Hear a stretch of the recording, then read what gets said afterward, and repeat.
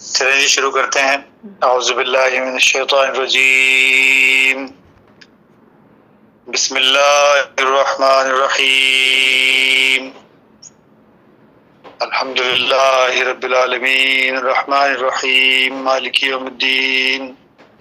ایاک نعبد و ایاک نستعین. صدق اللہ العظیم. تعریف اسی کے لیے ہے جو رب العالمین ہے، جو رحمان ہے، رحیم ہے اور مالک ہے روز جزا کا. اے اللہ ہم تیری ہی عبادت کرتے ہیں اور تجھ سے ہی مدد کے بھی طالب ہیں.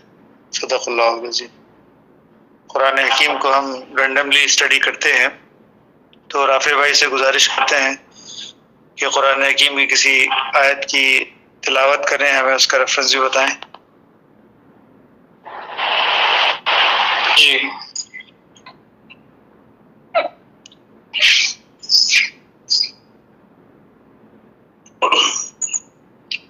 یہ سورہ نمبر ہے 54، سورہ قمر، اور آیت نمبر ہے 34. چیپٹر 54 القمر، جی اور آیت نمبر 34. 34. اچھا ٹھیک ہے جی، پڑھیے گا جناب. اعوذ باللہ من الشیطان الرجیم، بسم اللہ الرحمن الرحیم. انا ارسلنا علیہم حاصبا الا آل لوط نجیناہم بسحر. بے شک ہم نے ان پر پتھر برسانے والی ہوا بھیجی سوائے لوط علیہ السلام کے گھر والوں کے، انہیں ہم نے سحر کے وقت نجات دے دی. جی یہ سورہ قمر ہے، القمر. اس کے اندر ایک آیت جو ہے وہ بہت ریپیٹڈلی آئی ہے. جس طرح سورہ رحمان میں ایک آیت ریپیٹڈ آتی ہے فَبِأَيِّ آلَاءِ رَبِّكُمَا تُكَذِّبَانِ، اسی طرح سورہ قمر میں ایک آیت ریپیٹڈلی آتی ہے وَلَقَدْ يَسَّرْنَا الْقُرْآنَ لِلذِّكْرِ فَهَلْ مِن مُدَّكِرٍ. ہم نے قرآن کو آسان کر دیا ہے ذکر کے لیے، نصیحت پکڑنے کے لیے قرآن کو ہم نے آسان کر دیا ہے. فَهَلْ مِن مُدَّكِرٍ، ہے کوئی نصیحت پکڑنے والا،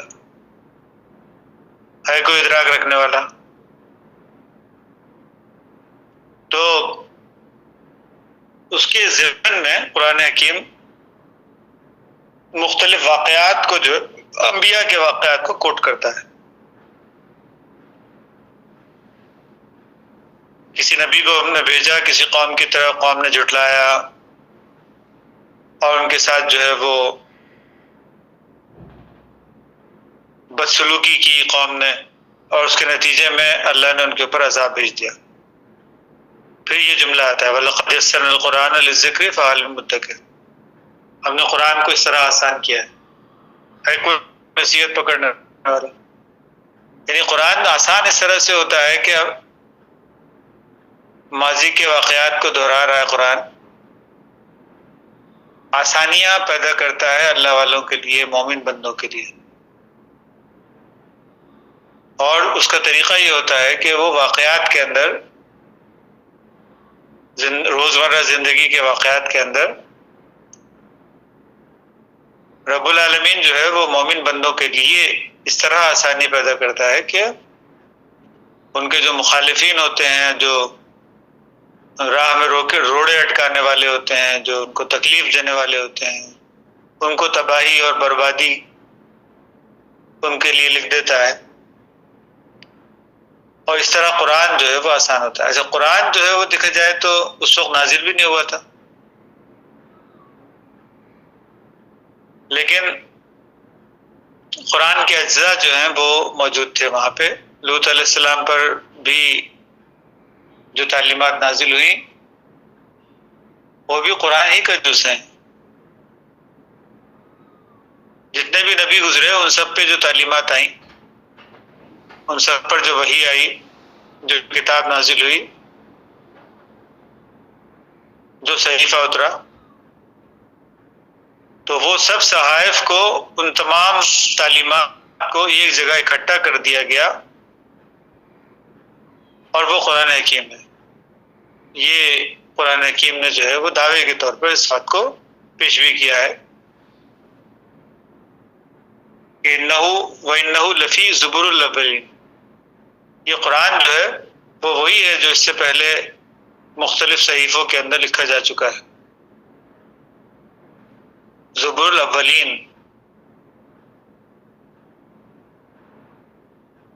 تو اللہ رب العالمین فیہا کتب قیمہ فرماتا ہے کہ ہم نے اس قرآن کو جو ہے وہ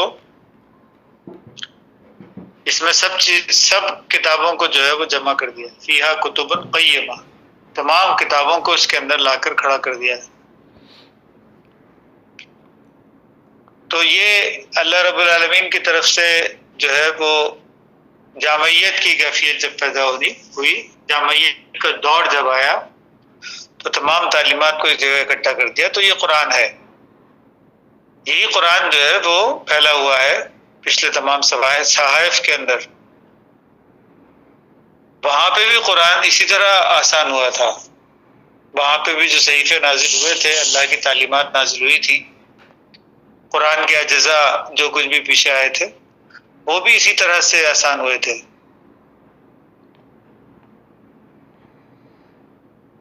ورنہ قرآن پہ عمل کرنا جو ہے وہ بہت مشکل تھا۔ جن مومن بندوں نے اس پہ عمل کرنے کا بیڑا اٹھایا تو دنیا ان کی مخالف ہو گئی اور ان کو طرح طرح کی تکلیفیں دینا شروع کر دیا، راہ میں روڑے اٹکانا شروع کر دیا، ادھر سے سنتے تھے ادھر سے نکالتے تھے، آنا جانا مشکل تھا، بولتے تھے کہ یہ پاگل ہے، یہ فلاں ہے فلاں ہے، مختلف قسم کے الزامات لگاتے تھے، تانے کستے تھے، لوگوں کو بولتے پھرتے تھے ان کی بات نہ سننا، جب بھی آئے تمہارے درمیان تو ادھر ادھر ہو لینا، ادھر ادھر کھسک جانا۔ یہ سب باتیں قرآن حکیم کے اندر آئی ہیں، تو انبیاء پہ کیا گزرتی ہوگی؟ وہ تو اللہ کی محبت میں اور انسانوں کی کو ہدایت ملے اس بات کی محبت میں جو ہے وہ انسانوں کی طرف لوٹ کر آ رہے تھے، بار بار آتے تھے، انہی کی محبت میں آتے تھے اور وہی لوگ تکلیف دیتے تھے۔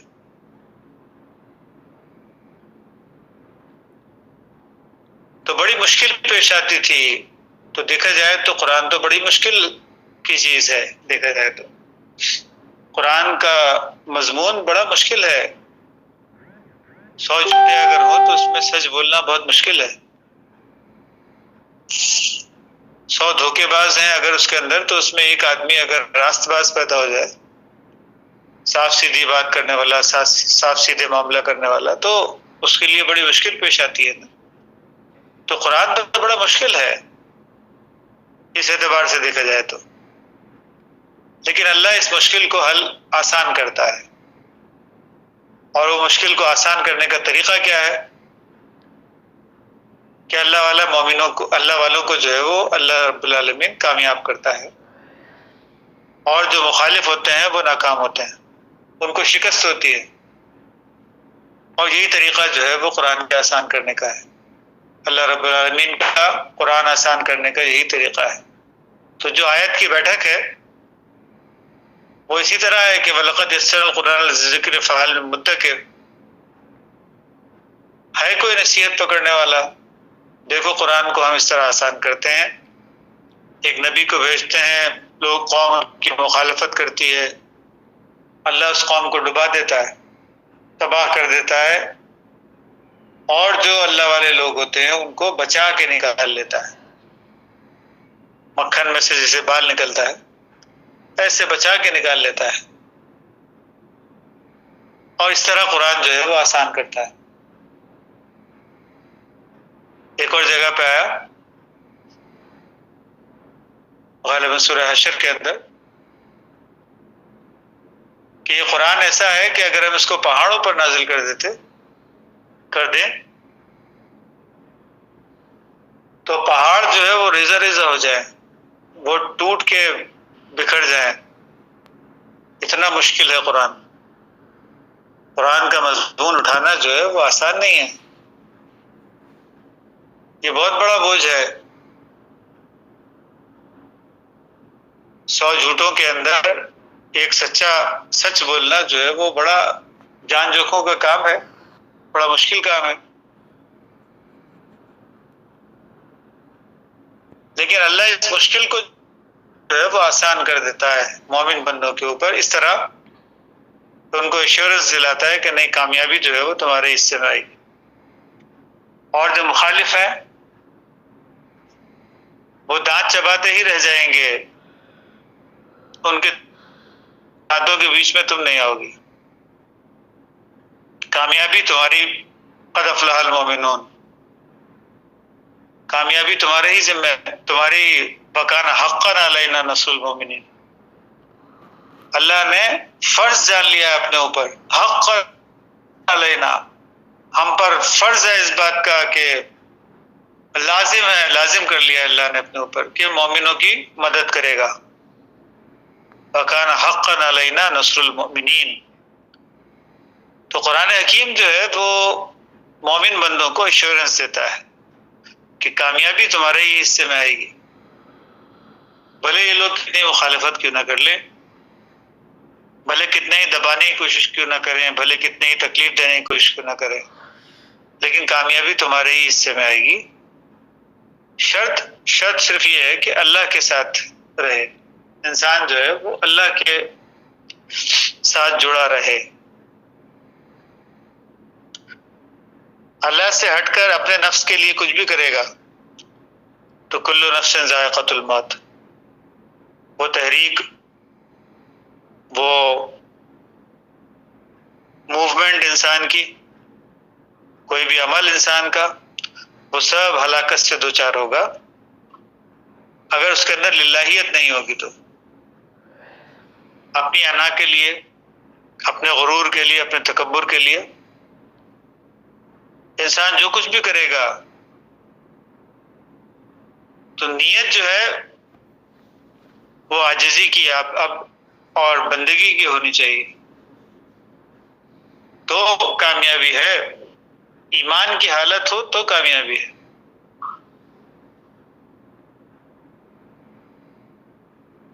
ورنہ کامیابی نہیں ہے۔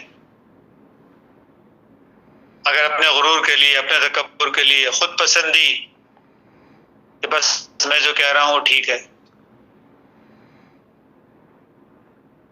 بھلے اچھی بات ہی کیوں نہ کر رہا ہو انسان، مگر نیت خود پسندی ہو، بھلے اچھی بات ہی کیوں نہ کہہ رہا ہو انسان مگر نیت شہرت ہو، بھلے اچھی بات ہی کیوں نہ کر رہا ہو انسان مگر نیت دوسرے کو نیچا دکھانا ہو، کینہ پروری، بھلے بہت اچھی بات منہ سے نکال رہا ہے مگر نیت کیا ہے کہ دشمنی ہے، کسی کے ساتھ دشمنی نبھا رہا ہے، دل میں جو ہے وہ محبت نہیں ہے بلکہ دشمنی ہے۔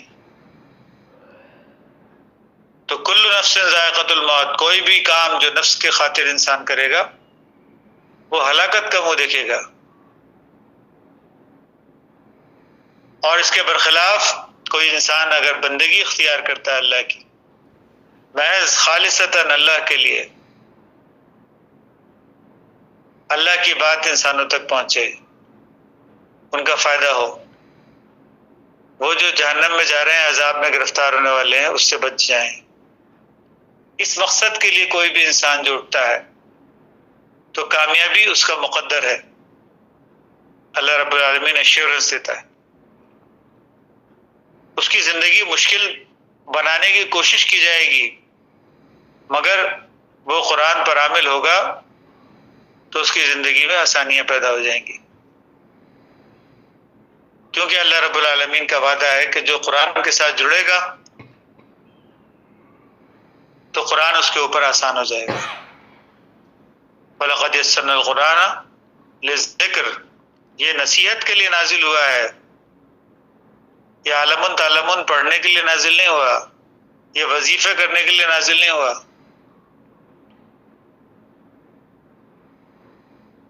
قرآن جو ہے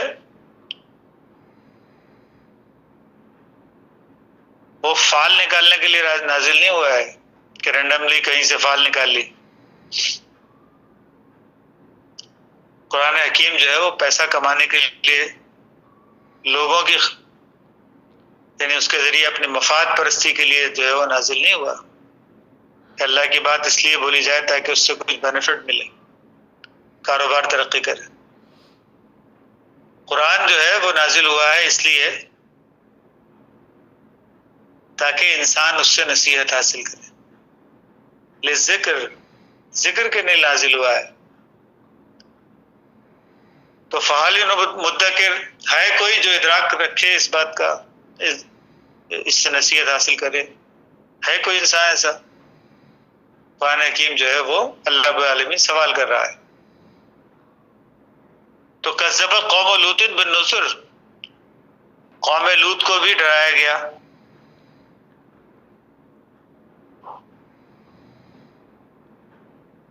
لیکن جس نے بھی ڈرایا تو قوم لوط نے کیا کیا؟ کذبت، جھٹلایا، لوط علیہ السلام کو جھٹلایا. تو پھر کیا کیا اللہ نے؟ انا ارسلنا علیہم حاصبا، اللہ نے ان پر ایسی ہوا بھیجی جس میں جو پتھر والی تھی، یعنی ایسی زبردست آندھی اٹھی جس میں پتھر شامل ہو گئے، اور وہ قوم کے گھروں کو جو ہے وہ اس نے مسمار کر دیا. اور الا آل لوط، مگر آل لوط بچ گئے. آل کا لفظ جو ہے وہ قرآن حکیم میں ماننے والوں کے لیے استعمال ہوا ہے. گھر والوں کے لیے بھی آل کا لفظ استعمال ہوتا ہے، کیونکہ گھر والے جو ہوتے ہیں وہ اپنے باپ کے ساتھ یا جو بھی گھر کا سربراہ ہوتا ہے اس کے ساتھ جڑے ہوئے ہوتے ہیں، اس کی بات ماننے والے ہوتے ہیں، اس لیے آل کا لفظ گھر کے لیے بھی استعمال ہوتا ہے. لیکن آل کا لفظ قرآن حکیم نے جو ہے وہ جنرل سینس میں بھی استعمال کیا ہے، یعنی وہ لوگ جو لوط علیہ السلام کو ماننے والے لوگ تھے، ایسے سب لوگ جو ہے وہ بچا لیے گئے. باقی سب پہ وہ آندھی چلی اور سب کو تباہی اور بربادی ہو گئی. اس کی مثال جو ہے وہ آل فرعون سے بھی لی جا سکتی ہے. کہتے ہیں کہ فرعون کی اپنی کوئی اولاد نہیں تھی، اسی لیے اس نے موسیٰ علیہ السلام کو گود لیا تھا. مگر قرآن حکیم نے آل فرعون کی تباہی کا ذکر کیا ہے. تو کون تھے فرعون کی آل؟ اس کو ماننے والے لوگ، اس کے حکم پر چلنے والے لوگ، ان سب کو اللہ رب العالمین نے ڈبو دیا. کذب. تو یہاں پہ بھی کیا فرما رہا ہے کہ انا ارسلنا علیہم حاصبا الا آل لوط، آل لوط جو ہے بچ گئے. نجیناہم بسحر، ہم نے ایک ایسی صبح ان کے لیے، روشن صبح ان کے لیے نمودار کی جو نجات دینے والی تھی. یعنی رات ان کے اوپر سے جو ہے وہ گزر گئی، جہاں ظلمت تھی، جہاں اندھیرا تھا، جہاں پہ لوگ مخالفت کر رہے تھے، وہ رات جو ہے وہ ڈھل گئی اور سحر جو ہے وہ نمودار ہو گئی ان کے لیے. نعمتن من عندنا، اللہ جو ہے وہ اسی طرح بدلہ دیتا ہے. نعمتن من عندنا، یہ نعمت تھی ہماری طرف سے، یعنی اللہ رب العالمین کی طرف سے نعمت کے طور پر وہ سحر آئی، وہ صبح ہوئی. کذالک نجزی من شکرا، ہم اسی طرح ہر شکر گزار کو بدلہ دیتے ہیں. یعنی قرآن حکیم جو ہے وہ اس کو جنرلائز کر رہا ہے. جو اکثر لوگ کہتے ہیں نا کہ وہ تو نبی تھے، وہ تو ان کے ساتھ تو ایسا ہوا، ان کو اللہ نے بچا لیا، یا ان کو ہمارے ساتھ کیا ہوگا، ہمارے ساتھ ایسا سب کچھ تھوڑی ہوگا. اس قسم کی سوچ جو ہے وہ لوگوں کی ہوتی ہے. قرآن جو ہے وہ ہر اس سوچ کی نفی کر رہا ہے جو غلط ہے، اس کی تصحیح کر رہا ہے. جیسے کہتے ہیں کہ جی وہ فرشتے جو ہے وہ تو بس نبیوں پر اترتے تھے، لیکن قرآن حکیم جو ہے وہ تصحیح کر رہا ہے. قالوا ربنا اللہ ثم استقاموا، جو کہتے ہیں کہ اللہ ہمارا رب ہے، جنرلائز کر رہا ہے اس کو. ہر انسان جو کہتا ہے کہ رب ہمارا ہے، تو تنزل علیہم الملائکہ، ان پر اللہ رب العالمین کی طرف سے فرشتے نازل ہوتے ہیں اور کہتے ہیں کہ خوف نہ کھاؤ اور حزن نہ کرو، غم نہ کرو، اور ان کے دل میں سکینت جو ہے وہ بھر دیتے ہیں.